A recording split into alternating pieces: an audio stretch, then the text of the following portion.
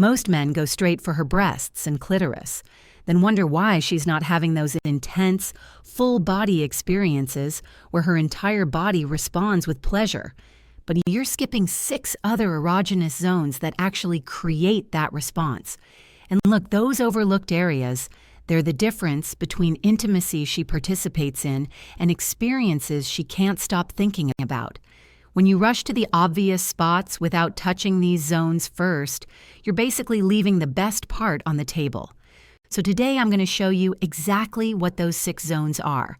And more importantly, I'm going to give you a step-by-step plan you can use tonight to combine all 7 zones in the right sequence for maximum effect. I'm Dr. Mariana Parker, your trusted men's health advisor. Today, I'm taking you through the anatomy of female pleasure to show you the 6 most overlooked areas on a woman's body. And I didn't just rely on textbook knowledge for this. I talked with women about what actually works, and some of their answers surprised even me. Let's start with the first zone, and this one is so subtle, most men never think to touch it: her scalp. This is a part of her body that rarely gets touched outside of a hair salon, which makes it incredibly intimate when you do. It's also packed with nerve endings.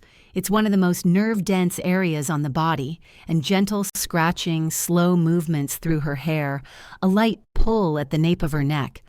All of this activates those nerve endings and sends tingles down her spine. Use your fingertips. Move slowly, like you're giving her a relaxing head massage. Many women find having their hair gently touched or brushed surprisingly soothing and even sensual. The scalp is powerful, not just because it feels good, but because it's not typically associated with intimacy. When you're touching her there, you're focused entirely on her comfort and enjoyment. It helps her relax, brings her into the present moment, and creates arousal in ways the more obvious areas can't. The second zone is something you probably touch, but not the right way: her neck. It's one of the most sensitive parts of her body. Soft kisses, warm breath, gentle contact all create powerful responses. But what gets missed is that you need to explore the entire neck area. Most guys focus on just the front or one side. The neck extends all the way around, and different spots respond differently. The best way to know if what you're doing is working, listen for her breath. If it catches or quickens, you're on the right track.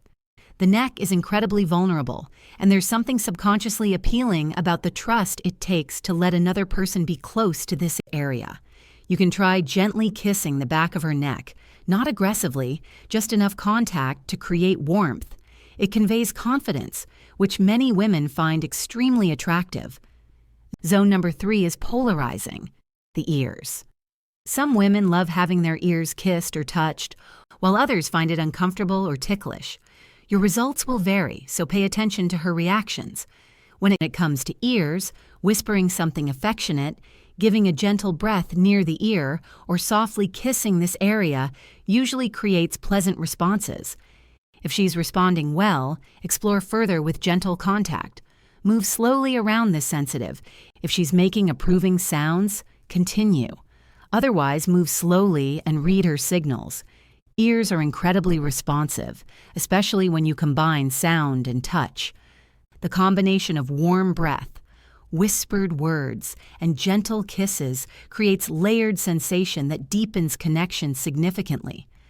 Before I move to Zone 4, let me share something that'll help you avoid common mistakes that kill the mood. I've created a free guide called The 10 Oral Intimacy Mistakes Most Men Make. This covers the most common errors during oral. Mistakes that turn something she should love into something she just endures. Things like wrong pacing, missing her signals, not reading her responses. You'll find the link in the description below. The 4th zone is so subtle, it often gets ignored completely: the lower back. That spot between her waistband and shoulder blades is especially responsive. It's packed with nerve endings. For many women, having this area touched the right way creates a deeply feminine feeling and opens them up to deeper connection. The lower back usually gets treated like a warm-up, something you touch before real intimacy starts, but this area can remain important throughout your entire time together. a hand resting there during close moments, supporting this area gently, a soft touch when she's facing away from you. Even light pressure here can heighten her comfort and deepen her trust. You can explore this area with your lips, too. Combine gentle kisses with supportive touch on her hips, and you're creating unexpected pleasure. And you don't have to wait for private moments. Give her a gentle touch here as she passes by. Rest your hand there while guiding her through a doorway. All of this allows her to feel your grounded presence and creates anticipation for later. Zone 5 is reserved only for intimate partners, inner thighs. Think of them as the pathway to deeper intimacy, a pathway that rewards patience. Gentle touches, light kisses, mindful attention. Give her inner thighs focus the next time you're together. Use your hands. Use your lips. You can even use soft fabrics. Don't rush past this area. Use the inner thighs to let anticipation build naturally. The more time you spend here without rushing ahead, the more her body prepares itself and becomes responsive. The inner thighs are perfectly located to help you build arousal, and they're also a rarely touched area reserved for intimate partners only. The 6th zone is more obvious, but still often approached wrong: her breasts and nipples. This region is highly sensitive, and the right kind of attention here can create intense pleasure. Using your hands, your lips, gentle contact, varied pressure, even temperature contrast with ice, all of these create different sensations. The key is to go slow and watch her reactions. Women's sensitivity here varies greatly. What worked previously might not work today. Her responsiveness changes throughout her cycle, throughout the day, based on stress and arousal levels. When exploring her breasts and nipples, it's about gradually building up to her preferred level of stimulation. For some women, that's very gentle. For others, it's firmer touch. Discovering where your partner is on that spectrum is part of the experience. Now, before I reveal the 7th and final zone, stay with me, because after I show you what it is, I'm going to give you that detailed step-by-step action plan I promised.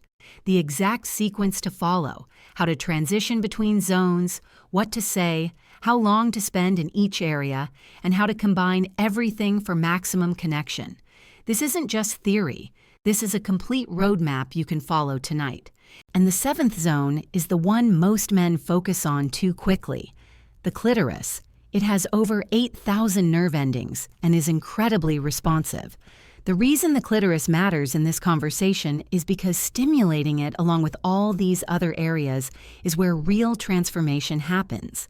What gets missed about female arousal is that it doesn't work like yours. You can be ready almost instantly.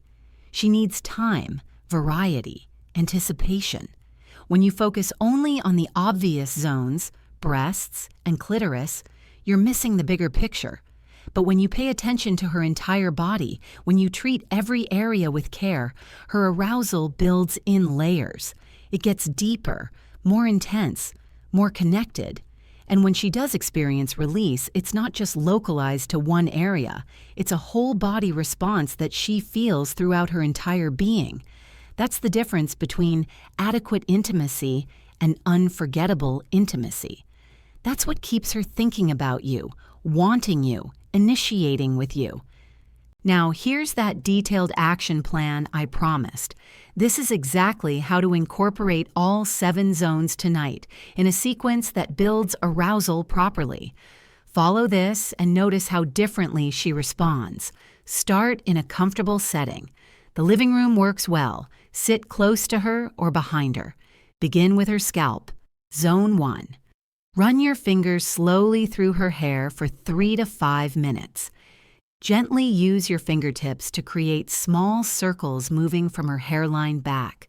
Watch her body language. If her shoulders relax and drop, you're creating the right effect. While you're touching her scalp, lean in close and start working Zone 2, her neck. Soft kisses on the side of her neck. Warm breath near her ear. Don't rush this phase.